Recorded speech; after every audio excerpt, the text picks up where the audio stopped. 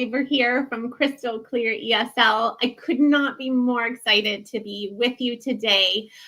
Teacher Reese is here. Teacher Reese is actually a Crystal Clear ESL teacher and has been for quite some time. And we stumbled upon his most amazing ever website. And not only does he feature the Crystal Clear ESL lessons and content, which, by the way, you are allowed to do as a member, and we supply some resources for, but it's just this magically comprehensive, all singing and all dancing website, which provoked a conversation between Reese and I about what he thought teachers need to include in their tutoring website and why, and how to accomplish that in the easiest way possible. I realize as educators, we are not all that, tech savvy, myself included. So we're going to talk about what the absolute musts are for your tutoring website, why you need it, and some really great hacks and tips for how to achieve that easily. So without further ado, please let me welcome Teacher Reese. Hello. Hi, Crystal. Hi, everybody. Hi. Good afternoon. Good afternoon. Thanks so much for jumping on with us. We are live on YouTube. If anybody is catching Reese live, please feel free to pop your comment in. I believe you have to register with StreamYard first so that we see who we're talking to. And there's a few second delay, but we should be able to engage with you in the session. And if you comment after, we will also get notifications so we can pop comments back at any time. So Teacher Reese, why don't we start with a little introduction of, how did you get started? Who are you? Yeah, sure. Well, first of all, thank you so much for inviting me. It's a pleasure to be here. I'm excited. I'm happy to be here. I'm Reese. I'm an independent English teacher. I've been teaching for about 8 years now. And I started teaching with companies. And about 2 years ago, I decided to launch as an independent tutor. Like Crystal said, I use the Crystal Clear curriculum, which is fantastic. I do recommend it. Nice It's plug, great. thanks. Yeah.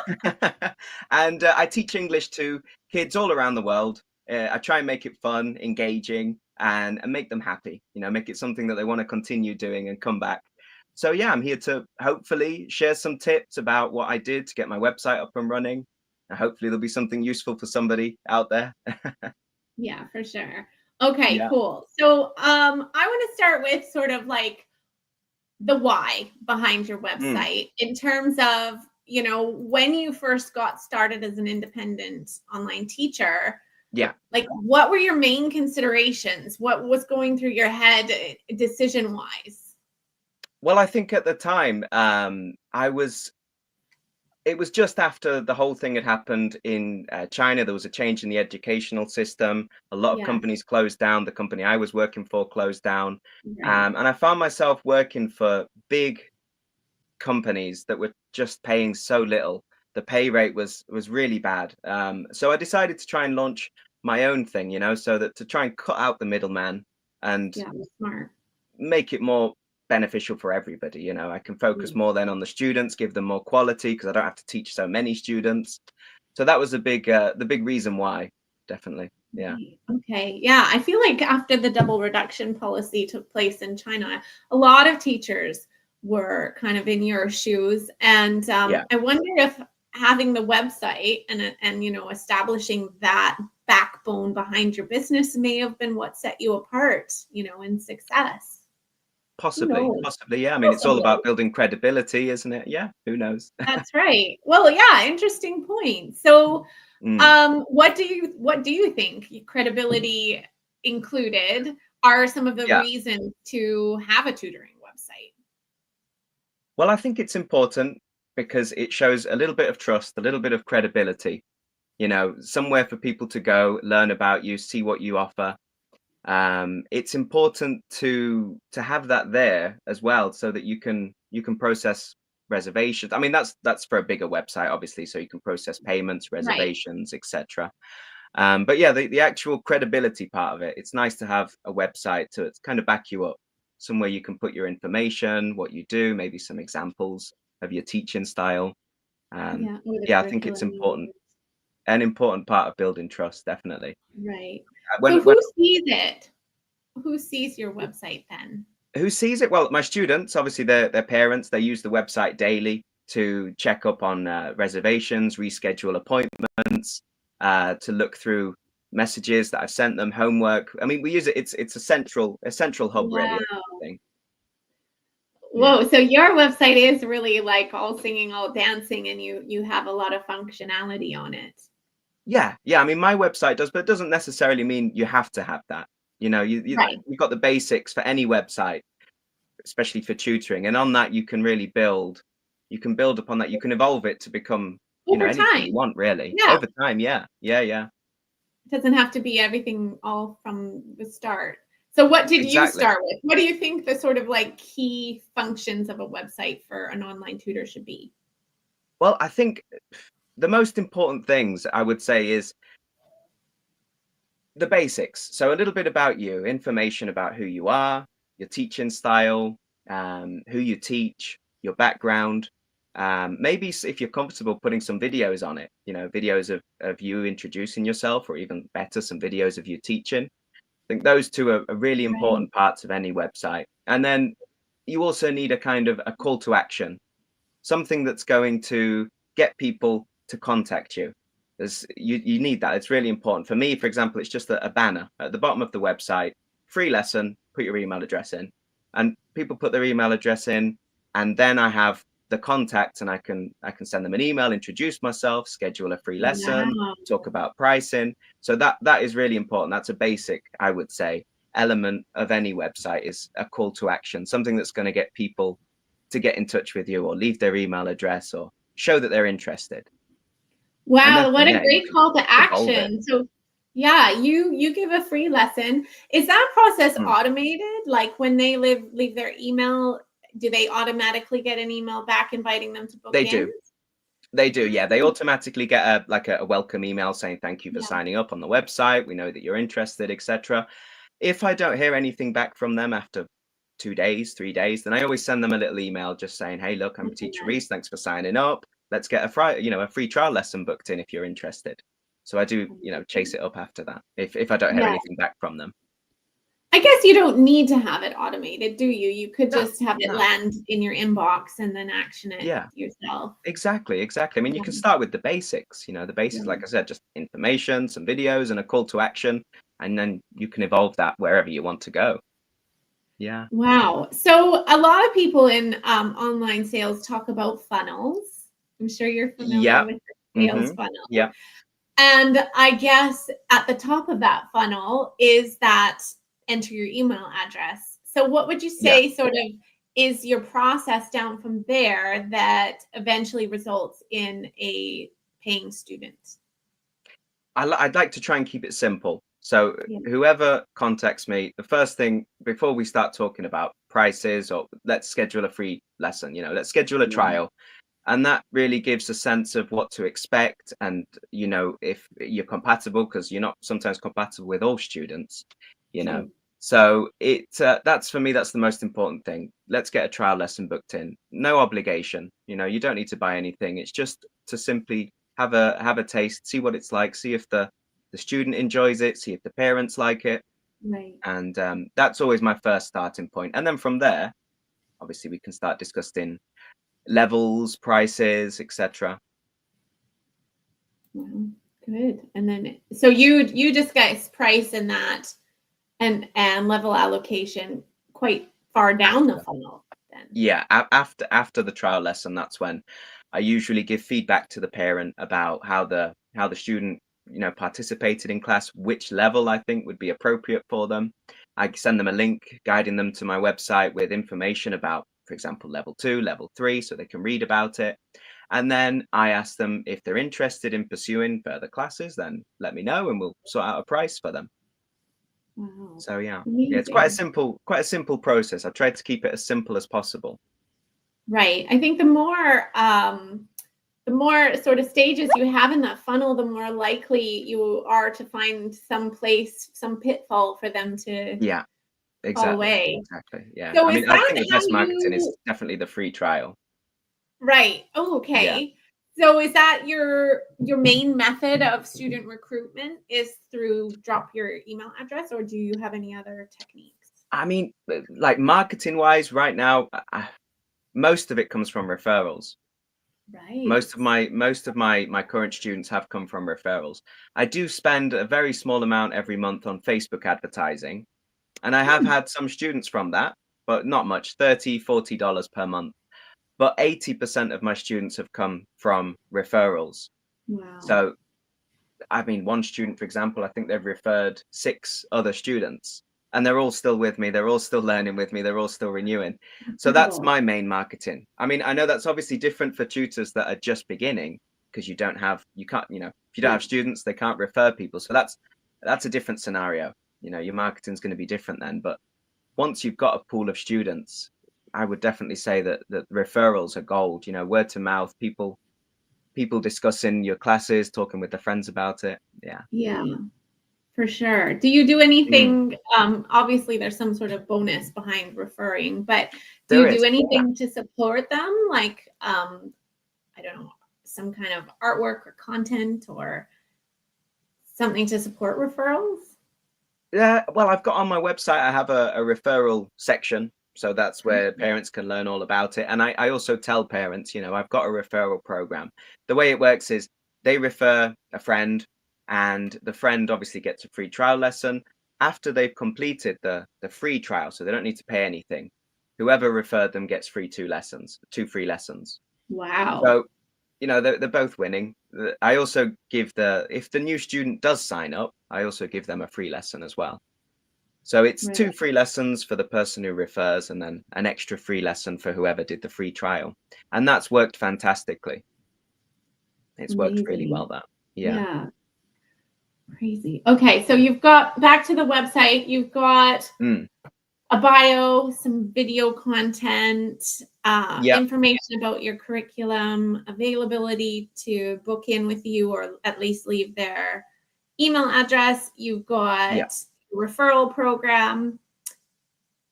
How did you like seam that all together? Is there some easy app you can just bung it all in, or did teachers have Well, to I start from used yeah, I used Wix purely because Wix is so adaptable, and if you've got a little bit of IT knowledge, just, a little bit of background of familiar with computers, which if online tutors we are obviously, I think anybody can, if you put your mind to it and a little bit of time and patience, anybody can build a website on Wix. It's really simple to actually use and implement things. And what I like about Wix is you can really evolve things. You can grow it into something, whatever you like. It's very open as well, so you can include external tools. You can introduce different things into the code. You don't need to be able to code and either on Wix. You can, it's just drag and drop most of it. right? So it, That's it good. took it took a couple of months getting it set up, getting all the artwork done and made up and deciding on the themes, the fonts, the colors, and all of the writing involved. But it was worth it. It was definitely worth it. Took a bit of time, but Yeah, and it's quite affordable, Wix. it is. Yeah, I think I pay in total with because I have the email hosting, the website hosting, and I think there's a couple of other things in there, but it's less than $500 a year for Okay. everything. So Yeah, it's that definitely makes sense. affordable. Yeah, And yours, like we've said, yours has quite a few extra functionalities that exactly. Yeah, I somebody mean, just getting started maybe doesn't need. yeah, if you just wanted the basic, then it would be a lot less than that. I mean, there's even Oh, free right. versions. You can even make free websites on Wix. So Oh, yeah, you don't really have to oh, pay but then anything. it's just the difference being Yeah, it's Wix branded. that's right. Mhm. Yeah, it's your website at .wix.com or however it, Right. it ends the domain. But yeah, it's pretty simple and straightforward. So you touched on this a second ago, but I'm to come to sort of feed into the branding Mm, thing. Um, how do you make a tutoring website seem professional and cohesive? yeah, that's a good question. Well, definitely, obviously, looking at making sure that everything's spelt correctly. You don't Yeah. want to find errors on a tutoring website, that's for sure. So think about that carefully, what you're going to write, how you're going to write it. Mm. Keep it simple as well, I think. I mean, I've tried to keep my website as simple as possible, just with the key information. Make it also attractive, for the demographic that you're going to be teaching. Obviously, Right. I'm targeting parents because students aren't going to pay for classes, but at the same time, the website is student friendly, so it looks nice for students. It looks exciting. It looks inviting. It looks happy and colorful. So Yeah. it's good to keep that in mind as well. You don't want a boring blog website kind of thing. Try and make Right. it look professional Exactly. and Well, attractive. and Yeah. I think even just the background that you have here today, it kind of mirrors the theme Yeah. or the Yeah, yeah. yeah. I do change it now and again, but yeah, yeah. I always have a background behind me because sometimes I'm traveling, sometimes I'm in different countries, so I've always got a green screen with me. Yeah, I think Mm. that was really clever. And you said earlier, like you did spend some time thinking about themes and fonts Mm, and a color scheme, yeah. and all of this feeds into creating a really cohesive brand. And it's not difficult. It's something anybody No. can put together. Yeah, yeah. That's right. Choose Once you've got choose it, you your can favorite stick to it. colors and just stick to them. That's it. That's why my Yeah. website's orange. It's my favorite color. I would Yeah, it's never my own favorite color. That's that's why I went with orange. Everything's orange. Yeah, Right, okay, yeah. So but it's actually good with to make a regards to brand. crystal clear ESL, now that I think of it, also true. My favorite colors are Yeah, pink and turquoise or teal, and what do you yeah. know? Those are the Well, brand that's it. At colors. the same time, it's kind of a representation of yourself, isn't it? A tutoring website. It's a place where Yeah, people learn about you, who you are, and how you can help them. So yeah, it's yeah, nice to for make a sure, brand. It's a good idea. for sure. It's And just that can spread getting the across students. all faces, can't it? Like if you have a Mm, social media presence, if you're producing exactly. print materials like Yeah, brochures, and just unite everything. exactly. Keeps it all cohesive. Yeah, yeah, definitely. Do you have to have a translated website? No, I don't think you do. No, because nowadays everybody has some kind of translation automatically installed on their browser. Most people, it's Google Translate. Mhm. Sometimes it does translate things wrong. I think the issue there is if you decide to translate a website, then you need to make sure you're translating it right, which can be difficult, especially when you're talking languages that you might not understand anything in. If you're going to translate it, it needs to be done professionally. If not, then just let people translate it through Google or through whatever uh, you know That is such extension good they have. advice. I never thought of that because then when people translate it themselves, they sort of take it with a grain of salt, not with Exactly. a Yeah. degree of judgment on you. Exactly. Yeah, yeah, yeah. Definitely, definitely. I mean, I did pay for somebody to have my website translated into um, Chinese and Japanese and Korean, and I translated it into Spanish myself. So that's why I do have 4 languages on my website. But you Nice. don't need to. You don't need to. You could just keep it in English and let people Yeah, translate that's it with good to whatever they know. have. Mm. Okay, cool. Brilliant. So speaking of Chinese, Japanese, Asian students, do you Mm. have to do anything in particular to a website to make sure that it's accessible for those regions? I don't think so. No, not necessarily. The only thing that I had in mind when I made my website is I wanted some way or a platform where people could pay easily from anywhere in Okay. the world because I've often have problems if anybody's had experience teaching students in Asia. Sometimes it's difficult to accept payments, especially from countries like China. Another reason I chose Wix is because they have an integrated payment carousel, which accepts payments from anywhere in the world, nice and easy with a credit card or a Mhm. debit card, even Chinese banks. So that's Nice. the only real thing you've got to keep in mind is how you're going to charge students. If you're going to do it on the website, make sure there is a way for you to charge students in countries that it might be a little more difficult. Right. 100%. Mm. Yeah, that's a really good tip. Is it Stripe that Wix embeds or their own N- thing? No, they've got their own payment processing carousel. Okay. They do charge. It's not a very high fee. I think it's about 2%, which is about standard for credit card Yeah. and debit card payments.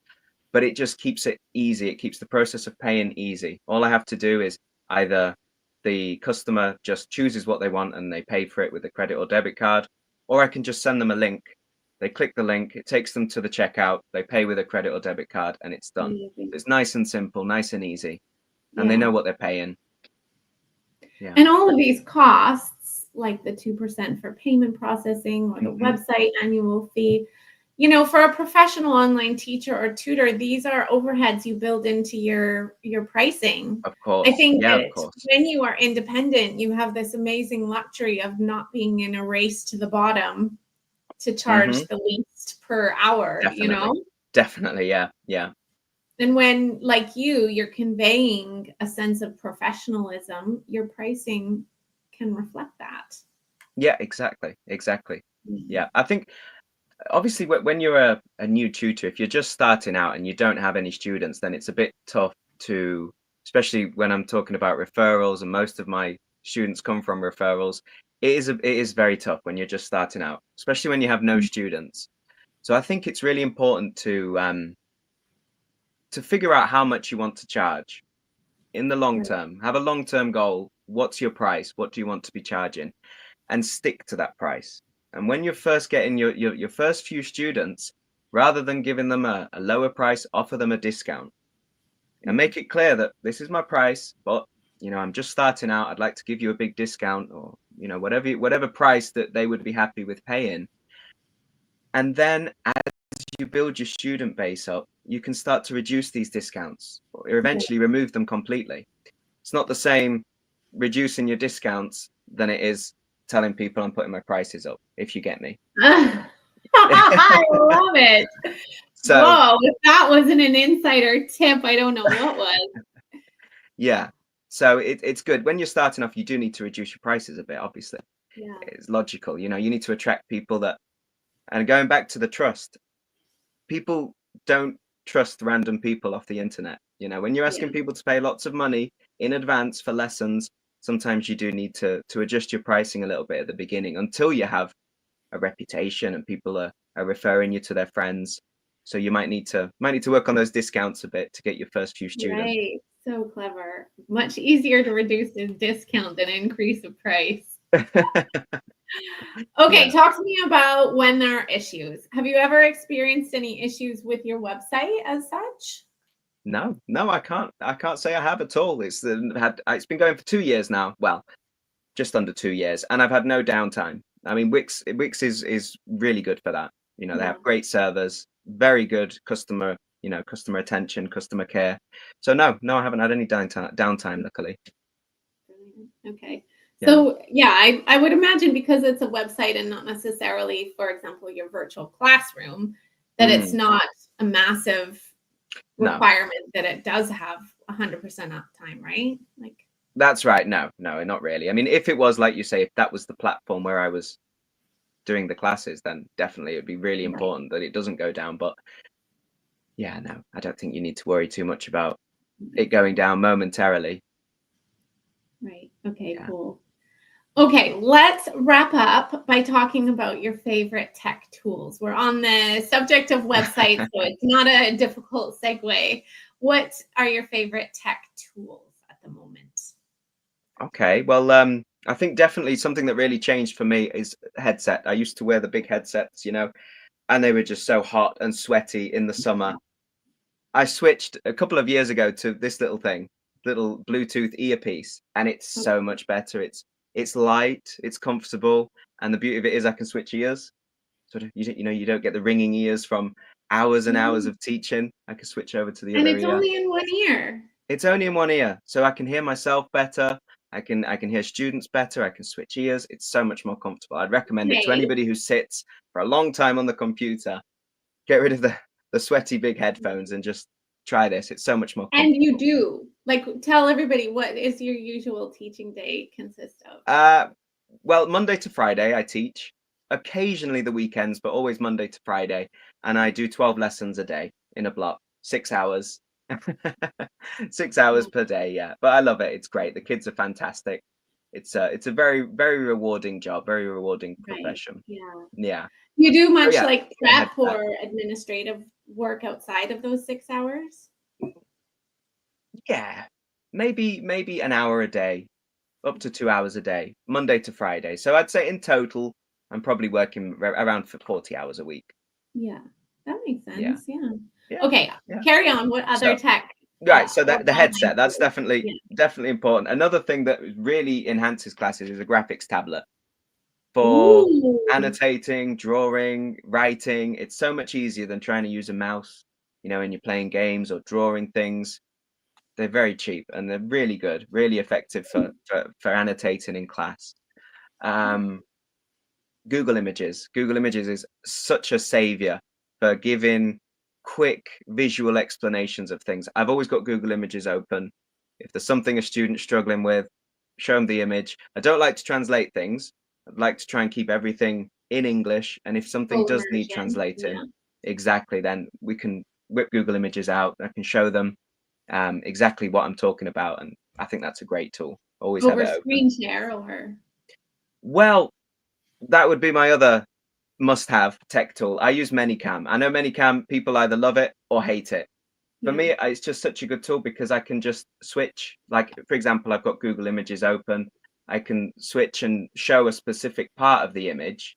Um, for example, here, I can zoom in on the image and show specific parts of Okay. it. I mean, it's a bit zoomed in there at the moment, but it's a great tool for if you want students to look at something in particular, then I think it's really useful. Manycam. It's also good for you can have preset images, which is really handy in class. Um, so yeah, Manycam is how I share specific parts of images, and that's definitely a must-have tool if you like Manycam. I know it's either a love it or hate it thing. Some I people do. just can't get on with I it. had this student once who was obsessed with penguins, so I had this whole library in Manycam of Yeah. gift penguins, so they were all Hmm. doing dance or Yeah. Yeah. X, Yeah. It's and then great for every keeping. time they got a reward, I would put this penguin on. That's right. Yeah, it's great for keeping people interested and engaged in the Mhm. lessons. It's a useful tool. It is Yeah. useful. And then I'd say my last must-have is Crisp, which is a bit of software. It's a program you put on your computer, and it just cancels out anything you've got going on around you. I mean, you could literally have a marching band next to you, and you can't hear a thing. It's amazing. I don't know how it works, but it's amazing. And they do have a free version. It's called Crisp AI. I think you get 60 minutes a day for free. So if you've got some work going on and you know that there's going to be a noisy Amazing. period, switch it on, and honestly, you can't hear a thing. Can't hear a thing. It's brilliant. That actually I don't know how it works. works, but it's good. Yeah. So yeah, I think they're my definitely must-have tech tools. Oh, so cool. And a And I diary. think a It's not lot a tech tool, but a diary. It's fantastic. I mean, I know we're modern times and we all use electronic devices and all, but you can't beat actually having a physical diary to take around with you. You get something in your mind, I always jot it down, and it just saves so much. It's just a much easier way to have everything organized, I think. what do you put Having in a there? physical diary. Notes about students, notes about classes, if we're having a review lesson or an assessment lesson, notes about that, notes about things I need to chase up on, contact parents, everything. It's just Yeah. everything goes in the diary and I can take it with me. It's easy to look at Yeah. and it's a good way of Yeah. putting the day to rest, jotting down everything you need to do the next day, put the day to rest and come back the next day. I think a Amazing. physical diary, you can't beat it. Yeah. I think the sum total of all of these tools is that they help you, operate more professionally. Exactly. Yeah. Yeah. Yeah. Yeah. Brilliant. Mm. And keep that bar really high, like I think this is a key for successful independent online Mm. teaching that is quite a contrast, I guess, to the contracting days where, Yes. you can show up in your pajamas essentially and still do the Yeah. job. Whereas to really succeed independently, you do have to have a level of professionalism. Am I You right? do, yeah. Yeah, you do. You definitely need a bit more professionalism, and you've got to be prepared to work a little bit more as well. The Yeah. hours are a bit longer. You need more patience. It can take a long time, especially when you're Yeah. just starting off. It can take a long time to build up, and it can be discouraging. I mean, I was discouraged. I remember when I built my website, I spent 2 months every night building the website, getting it set up. It came to launch day and I thought, right, I sent out all these advertisements, sent out newsletters. Launch day came. I thought, right, let's see how many people we get signed up today. Nothing. A week passed. Crickets. Nothing. Oh A month no. passed. Nothing. I thought, oh, okay, this was a terrible idea. It took Yeah. about 2 months before I got my first student through, you know, and then Wow. it takes time, and then it builds up. And now I have over 30 regular students on the website. So That's it just does take time, brilliant. but you will get there. You Mhm. know, you got to be patient and don't be discouraged. It doesn't Yeah. reflect on your teaching. Having everybody starts with 0 students. You know, when you go independent, Yeah. everybody starts there. Exactly. Good Yeah. tip. Don't get discouraged because it isn't No, easy, no, that's for definitely not. sure. It isn't. Yeah. Oh, gosh. Okay. Any final thoughts to add or No, advice? What thank would you. you tell other than don't get discouraged? Is there any other advice that you would tell people getting started? I would say definitely think about what I was saying before about how much you want to charge. Keep that in your mind. Stick to it. Your long-term goal. And if you're starting off with no students and you're trying to go independent, then really look at your circle of who you've taught before, whether it be on platforms through Classing. If you've got any Mhm. contacts, like by email, WeChat, anybody you've taught before that might be interested, just send them a message and offer them a trial lesson. Say, look, I'm Mhm. going independent. I think you'd really like these lessons. Let's have a trial. No Mm. obligation. Just try it and get out there. You've got to contact people. Go on Facebook, check the groups. There's so many people looking for tutors on the Mm. Facebook groups. There's a lot of ways of getting out there, but you've got to get yourself out there. Got Yeah. to Absolutely. promote yourself and talk to people. You might have 20 no's before you get your first student, but you'll get there. Yeah. Yeah.